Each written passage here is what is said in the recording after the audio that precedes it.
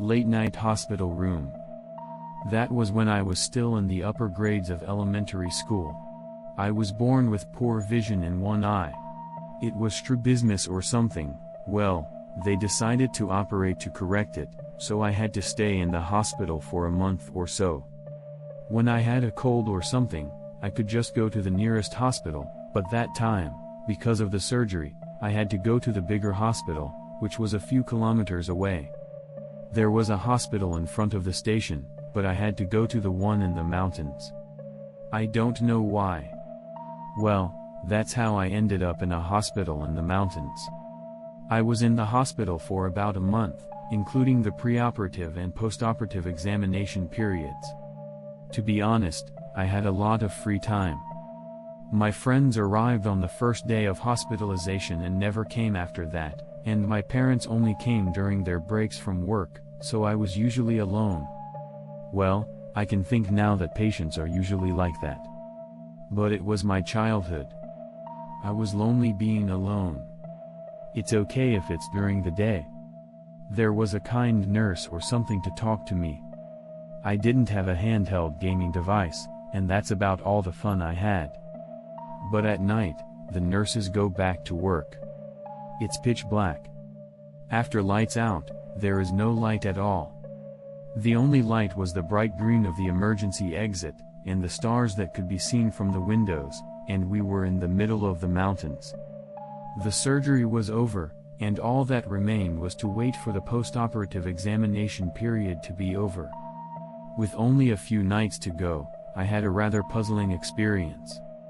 Hospitals are really quiet after lights out. All you can hear is the occasional footstep of a nurse making her rounds and the coughs of other patients. Other than that, there is no sound at all.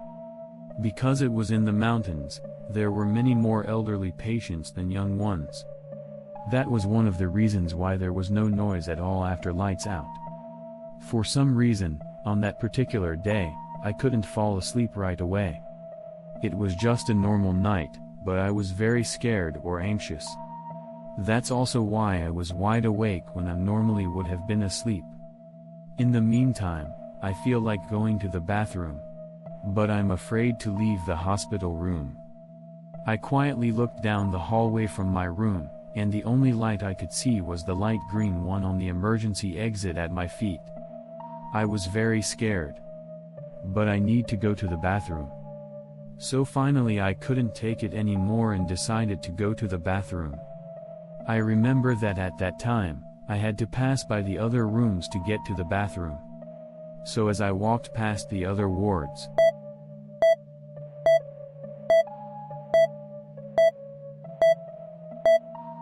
there was a regular electronic sound that said "I'm sorry, I'm sorry." I think it was some kind of EKG machine or something because some people were wearing respirators. It was also eerie. Still, I mustered up the courage to go to the bathroom. I was walking down the hallway to return to my room when I heard a creaking sound. I heard something creaking in front of me. It couldn't have been that sound, because everyone was asleep. Everyone was asleep, and I hadn't heard anything like that when I passed by earlier. But maybe someone was awake. That's what I thought. But I was just a kid. Everyone is sleeping and I'm awake. I should be sleeping. If they find me, they will get angry. That's what I thought, so I hid in the nearest hospital room. You know how the entrances to hospital rooms are? I guess it varies a little bit from place to place, but most of them don't have doors. Where I was in the hospital, they just drew the curtains before lights out so you couldn't see in. I was a kid. I thought they'd get mad, so I hid. But then I thought, who's that? I'd peek through the cracks under the curtains. Then I slowly walked past the hospital room where I was hiding, wheelchair squeaking. Squeaking. Squeaking. Squeaking. Squeaking. Squeaking. I saw someone pushing the wheelchair, and I could tell by the shoes she was wearing that the nurse was pushing it. I could tell. But for some reason I couldn't leave the room. Not because I was angry. I was so scared, that's why I couldn't leave. But that's not the end of the story. I waited for the wheelchair and the nurse to pass by my hospital room. I kept hiding until I didn't hear the wheelchair being pulled. When I was sure I didn't hear them anymore, I went back to my room. I walked quietly, trying not to make a sound, and just as I was about to walk past my room, I heard the wheelchair being pulled again. It was strange. Because the wheelchair went past me in the direction to the left from the hospital room. I was going to the right from the hospital room. The sound was coming from the direction I was heading. That's not strange, given the hospital's architecture. The hallway was built around the nurse's station like a hash. So it was possible to go around the nurse's station and come from the other side of the hallway. But it was a long way. You'd have to run or something to catch up with them. No. He's in front of me, so I can't just catch up. I had to overtake him. And I had to do it without making a sound, not a footstep, not even a wheelchair. I got scared and went back the way I came. But the sound is still the same, echoing all the way. It was like it was following me. I didn't know why it was following me. I was so scared, I couldn't help it, and I found myself hiding in a bathroom stall. But the noise didn't stop. I was in the bathroom, and a wheelchair came in, and it was coming towards me little by little. I went into the bathroom and hid at the far end.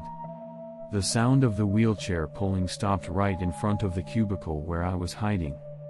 I closed my eyes, covered my ears, and I stayed still. I don't know how long it had been like that, but all of a sudden the place where I locked the door started rattling. It sounded like it was being moved so hard I thought it was going to break. And then it stopped. And I looked up. There was a woman's face, all messed up. Her face was covered with cuts and sores. I got scared, unlocked the door and got out of the private room. But there was nothing there. The story isn't over yet. It didn't end. Because after I left the private room, I heard that sound again. From the entrance of the bathroom. I was staring at the entrance. And then a wheelchair came by. And came straight into the room.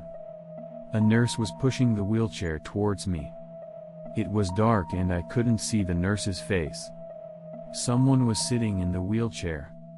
I didn't have time to wonder why they were coming in without the lights on or anything like that. You get used to the dark and you can see things. So I was looking at the wheelchair approaching, and the person sitting in it didn't have his head. And I was so scared that I sat up and backed away. I couldn't even say, "Oh," and then my throat got all tight, like I was in a bind. And then I looked at the nurse, and she had her hands on my head, and she pulled my head out. The voice I heard at this point was a little blurry and I don't remember exactly what it sounded like, but it sounded like he was laughing, like he was having fun. I heard a voice that sounded like, "I'm tired of this too." It sounded like a kid, that's what it sounded like. And then the headless nurse dumped the head she pulled out and now she put it on my face. So when I woke up, I was in my own hospital bed. It was a dream. I thought, thank God. At first I thought, thank God it was really a dream. But then, it's funny. I'm thinking, thank God it was a dream. I understand that it really happened. So I went to the bathroom to check. To see if it was a dream or not. I've decided that when I use a private bathroom, it's the one closest to the front of the room. I thought it was easier to be closer to the toilet. So I never went to the last one. It wasn't like all the toilet cubicles were occupied. But when I went to open the last one, I felt a slippery sensation. I thought it was weird, so I looked at my hand, and there was something sticky and red, like blood. I was twisting the doorknob, and I felt sick, so I pulled my hand as hard as I could, and the door opened, and all over the wall there, in red letters, were the words "help." All over the wall. So I got scared and went back to the washroom to wash my hands. And that's when I noticed. I had a bruise on my neck that looked like a human handprint. This concludes this story. Thank you for listening to the end.